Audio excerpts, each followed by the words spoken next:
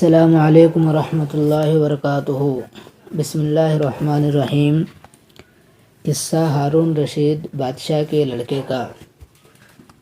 ہارون رشید کا ایک بیٹا تھا جس کی عمر تقریباً 16 سال کی تھی۔ وہ بہت کثرت سے زاہدوں اور بزرگوں کی مجلس میں رہا کرتا تھا اور اکثر قبرستان چلا جاتا، وہاں جا کر کہتا کہ تم لوگ ہم سے پہلے دنیا میں تھے، دنیا کے مالک تھے، لیکن اس دنیا نے تمہیں نجات نہ دی حتیٰ کہ تم قبروں میں پہنچ گئے۔ کاش مجھے کسی طرح خبر ہوتی کہ تم پر کیا گزری ہے اور تم سے کیا کیا سوال و جواب ہوئے ہیں۔ اور اکثر اشعار پڑھا کرتے تھے، مجھے جنازے ہر دن ڈراتے ہیں اور مرنے والوں پر رونے والوں کی آوازیں مجھے غمگین رکھتی ہے۔ ایک دن وہ اپنے باپ بادشاہ کی مجلس میں آیا، اس کے پاس وزراء امراء سب جمع تھے اور لڑکے کے بدن پر ایک کپڑا معمولی اور سر پر ایک لنگی باندھی ہوئی تھی۔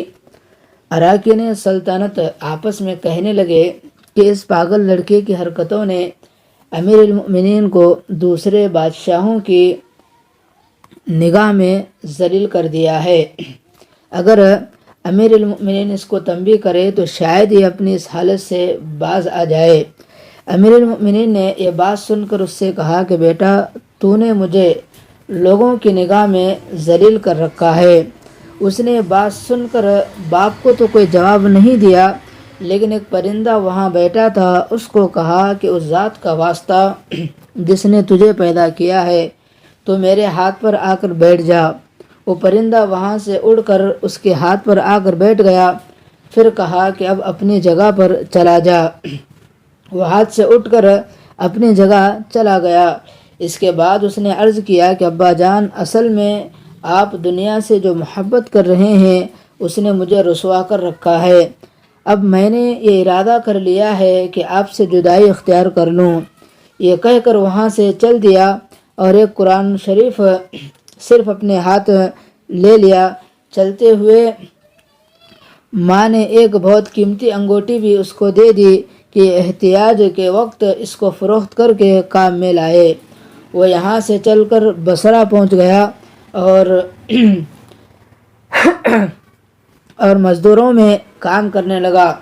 ہفتے میں صرف ایک دن ایک شنبہ کو مزدوری کرتا اور 8 دن تک وہ مزدوری کے پیسے خرچ کرتا، اور 8ویں دن پھر شنبہ کو مزدوری کر لیتا اور 1 درہم اور 1 وافق یعنی درہم کا چھوٹا سا حصہ مزدوری لیتا، اس سے کم یا زیادہ نہ لیتا۔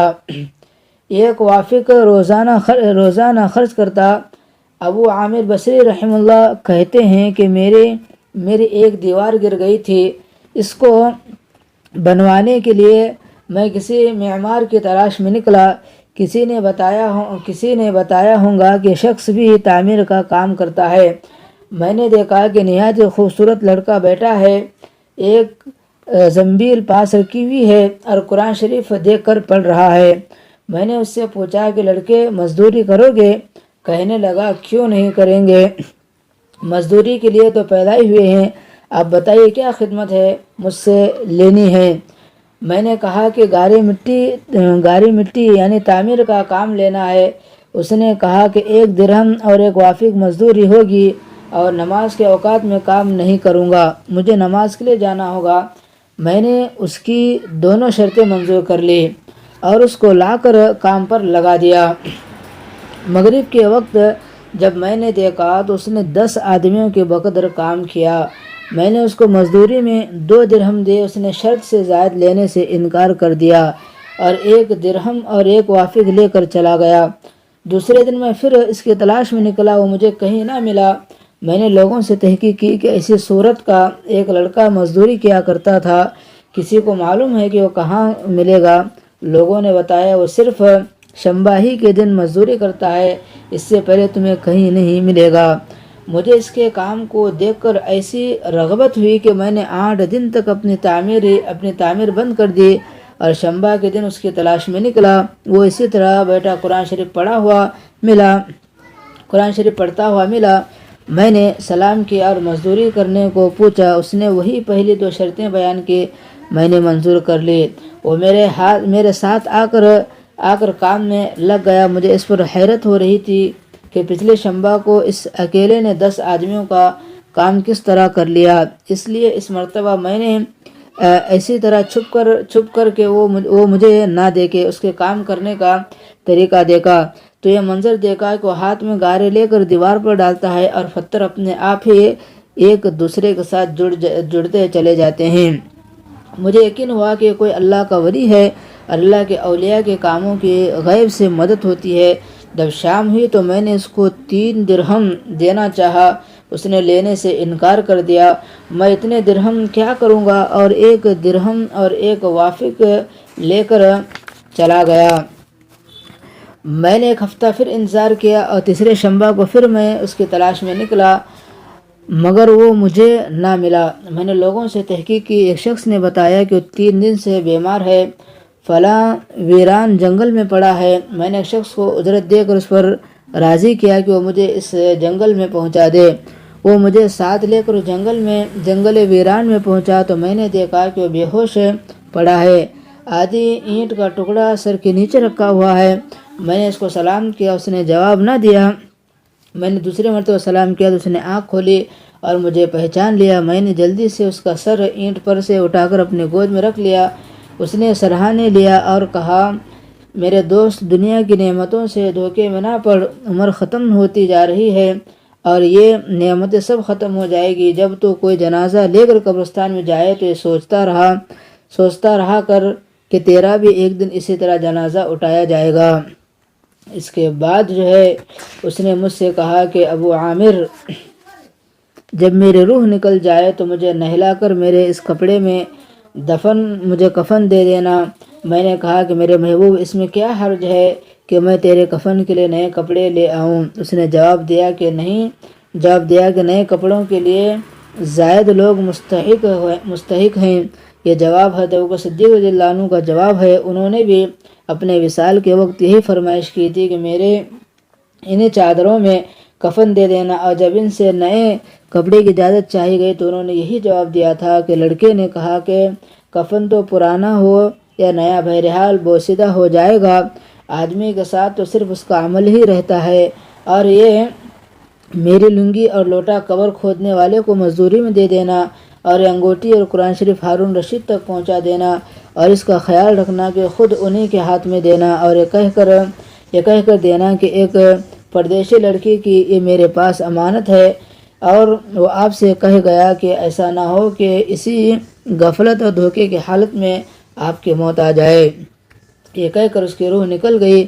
اس وقت مجھے معلوم ہوا کہ لڑکا شہزادہ تھا۔ اس کے انتقال کے بعد اس کی وصیت کے موافق میں نے اس کو دفن کر دیا اور دونوں چیزوں کو رکن دے دی، اور قرآن پاک اور انگوٹھی لے کر بغداد پہنچا، اور شہر اور قصر شاہی کے قریب پہنچا تو بادشاہ کی سواری نکل رہی تھی۔ میں ایک اونچی جگہ کھڑا ہو گیا۔ اول ایک بہت بڑا لشکر نکلا جس میں تقریباً 1000 گھوڑے سوار تھے۔ اسی طرح ایک کے بعد دیگرے 10 لشکر نکلے۔ 10ویں جہتے میں خود امیر المؤمنین بھی تھے۔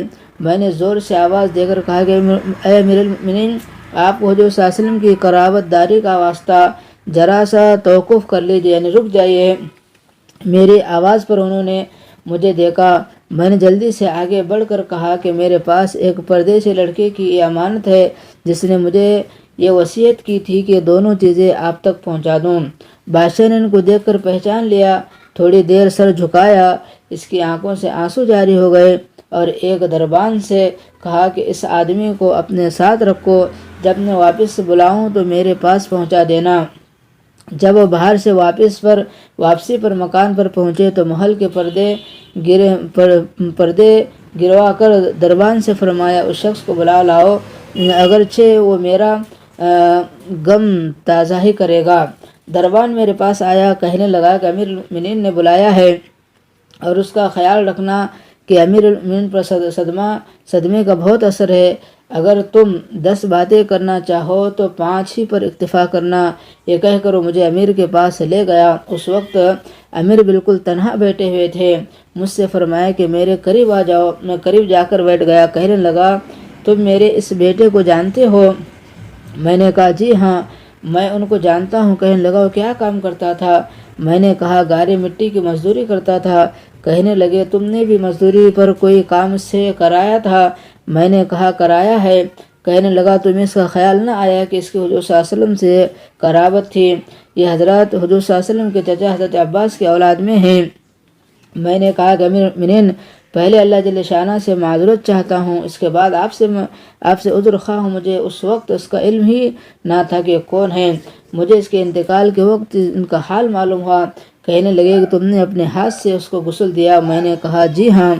کہنے لگے اپنا ہاتھ لاؤ۔ میرا ہاتھ لے کر اپنے سینے پر رکھ دیا اور چند اشعار پڑھے جن کا ترجمہ یہ ہے: اے وہ مسافر جس پر میرا دل پگھل رہا ہے اور میری آنکھیں اس پر آنسو بہا رہی ہے، اے وہ شخص جس کا مکان قبر دور ہے لیکن اس کا غم میرے قریب ہے، بے شک موت ہر اچھے سے اچھے عیش کو مقدر کر دیتی ہے۔ وہ مسافر ایک چاند کا ٹکڑا تھا، یعنی اس کا چہرہ جو خالص چاندی کی ٹہنی پر تھا، پس یعنی اس کے بدن پر ایسی پس چاندی کا ٹکڑا بھی قبر میں پہنچ گیا اور چاندی کی ٹہنی بھی قبر میں پہنچ گئی۔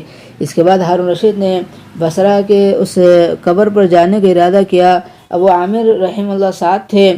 اس کی قبر پر پہنچ کر ہارون رشید نے چند اشعار پڑھے جن کا ترجمہ یہ ہے: اے وہ مسافر جو اپنے سفر سے کبھی بھی نہ لوٹے گا، موت نے کم عمری ہی کے زمانے میں اس کو جلدی سے اچک لیا۔ اے میری آنکھوں کی ٹھنڈک، تو میرے لیے انس اور دل کا چین تھا، لمبی راتوں میں بھی اور مختصر راتوں میں بھی تو نے موت کا وہ پیالہ پیا ہے جس کو ان قریب تیرا بوڑھا باپ بڑھاپے کی حالت میں پیے گا، بلکہ دنیا کا ہر آدمی اس کو پیے گا، چاہے وہ جنگل کا رہنے والا ہو یا شہر کا رہنے والا ہو۔ پس سب تعریفیں اسے واحد لا شریک لہ کے لیے ہیں جس کی لکھی ہوئی تقدیر کے کرشمے ہیں۔ ابو عامر کہتے ہیں کہ اس کے بعد جو رات آئی تو میں اپنے وظائف پورے کر کے لیٹا ہی تھا کہ میں نے خواب میں ایک نور کا قبا دیکھا جس کے اوپر نور ہی نور پھیل رہا ہے۔ اس نور کے ابر میں سے اس لڑکے نے مجھے آواز دے کر کہا کہ ابو عامر تمہیں حق تعالی شانہ جزائے خیر عطا فرمائے، تم نے میری تحذیر تکفین کی اور میری وصیت پوری کی۔ میں نے ان سے پوچھا کہ میرے پیارے تیرا کیا حال گزرا؟ کہنے لگا کہ میں ایسے مولا کی طرف پہنچا ہوں جو بہت کریم ہے اور مجھ سے بہت راضی ہے۔ مجھے اس مالک نے 2 چیزیں عطا کی ہے جو نہ کبھی کسی آنکھ نے دیکھا، نہ کسی کان نے سنا، نہ کسی کے دل پر ان کا خیال گزرا۔ حضرت عبداللہ بن مسعود فرماتے ہیں کہ تورات میں لکھا ہے کہ حق تعالی شانہ ان لوگوں کے لیے جن کے پہلو رات کو خوابوں سے دور رہتے ہیں، یعنی تہجد گزاروں کے لیے وہ چیزیں تیار کر رکھی ہیں جن کو نہ کسی آنکھ نے دیکھا، نہ کسی کان نے سنا، کسی آدمی کے دل پر ان کا خیال گزرا، نہ ان کو کوئی مقرب فرشتہ جانتا ہے، نہ کوئی نبی رسول جانتا ہے۔ یہ مضمون قرآن پاک میں بھی فَلَا تَعْلَمُ نَفْسٌ مَّا أُخْفِيَ لَهُم مِّن قُرَّةِ أَعْيُنٍ، کسی شخص کو خبر نہیں کہ جو آنکھوں کی ٹھنڈک کا سامان ایسے لوگوں کے لیے خزانہ غیب میں موجود ہے۔ در منصور کے اندر بات لکھی ہوئی ہے۔ اس کے بعد اس لڑکے نے کہا کہ حق تعالی شانہ نے قسم کھا کر فرمایا کہ جو بھی دنیا سے اس طرح نکل آئے جیسے میں نکل آیا ہوں، اس کے لیے یہی اعزاز و اکرام ہے جو میرے لیے ہوئے ہیں۔ صاحب ریاض کہتے ہیں کہ سارا قصہ مجھے اور طریقے سے بھی پہنچانا ہے۔ اس میں یہ بھی ہے کہ کسی شخص نے ہارون رشید سے اس لڑکے کے متعلق سوال کیا تو انہوں نے بتایا کہ میرے بادشاہ ہونے سے پہلے لڑکا پیدا ہوا تھا، بہت اچھی تربیت پائی تھی، قرآن پاک بھی پڑھتا تھا اور علوم بھی پڑھے تھے۔ جب میں بادشاہ بن گیا تو یہ مجھے چھوڑ کر چلا گیا، میری دنیا سے اس نے کوئی راحت نہ اٹھائی۔ چلتے وقت میں نے اس کی ماں سے کہا تھا کہ اس کو انگوٹھی دے دے، اس انگوٹھی کا یاقوت بہت زیادہ قیمتی تھا مگر اس کو بھی کام نہ لایا، مرتے وقت واپس کر گیا۔ یہ لڑکا اپنی والدہ کا بڑا فرما بردار تھا۔ تو یہ تھا ہارون رشید رحمۃ اللہ علیہ قصہ جو میں نے آپ حضرات کے سامنے پیش کیا ہے۔